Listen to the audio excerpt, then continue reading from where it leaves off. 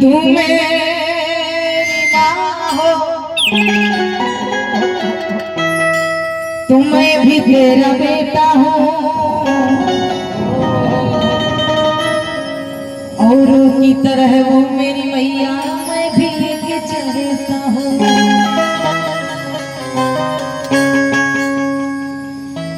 आस के दिया के बाती दिन रात जराइला और असर में बिछल बायतिया और रौरे के कोहराइले। क्या बात है।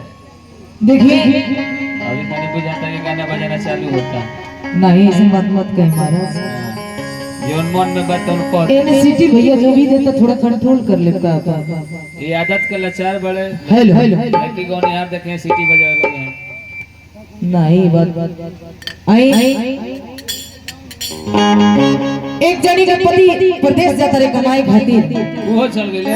हां तना कमाई जी है त खइबा त घेवड़ा सब जना के केहू के चल गइल बता औते नहीं के केहू के बात त चल गइल ना जे है त खइबा त घेवड़ा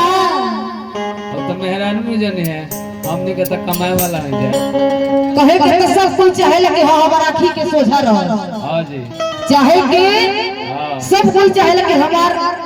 परिवार हमारा आदमी सामने होकर आइए गिला लेकिन अगर सामने रही है तो ही कैसे चली। यही सब अभिषेक भैया के सामने कब तक कहाई कि पापी पेट का सवाल है मुझे 2 रुपए दे दो कब तक कहाई ना एक मंगी से काम चल रही तो कहा का पति हो कि भूल गईला अरे भूला गईला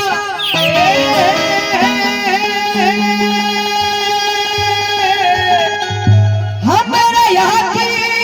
झुलुआ अरे झुला गईला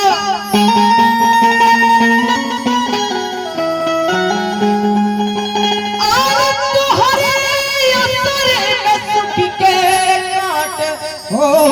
गई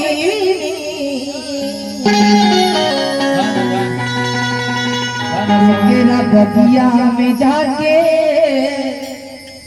अरे भुला गईला। तो पति के उन्हें स्वभाव बढ़ुए कहता रे कैसा पति को होता है कि तू हमरा से दूर बारो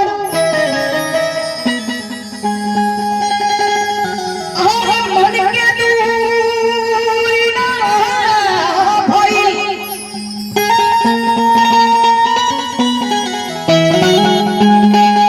आल साथे रहे के ना मिलल धाना शेर धाना आरी अलगा होके से का हो गई।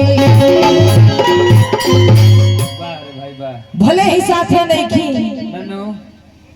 लेकिन ई मत सोचिया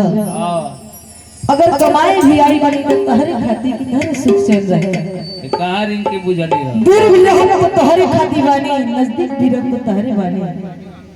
ऐसा कुछ मत सोचिया। हां कहो धरे आरे अगिला कोई सैया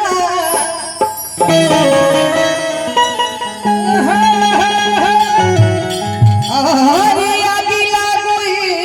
सैया आरे तोहरी नोकरिया आरे बस न जाके झरिया में अच्छा कि गोरे रहा कि गोरे रहा कि गोरे रहा आरे हो के यही लकड़िया जियो बाबा राजा हो जाओ कि गोरे रहा आरे हो के यही लकड़िया बस लजा के झरिया में दूर राहों में अइल करिया बस लजा के झरिया में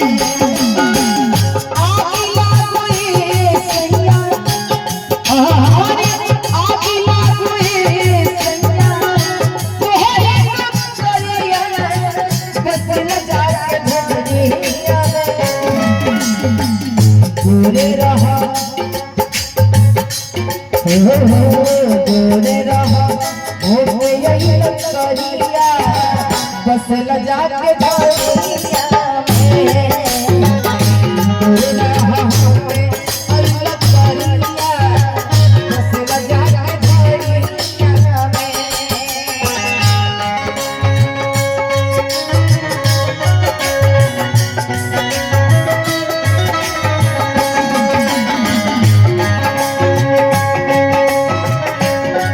देखिए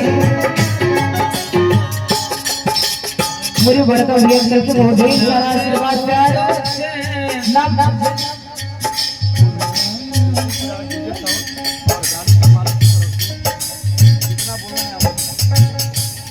जो ठीक है डीजे साहब और हमारी गाड़ी के मालिक की तरफ से सैकड़ों सैकड़ों के आशीर्वाद प्यार नमस्कार प्रणाम आगे कहेगा हरे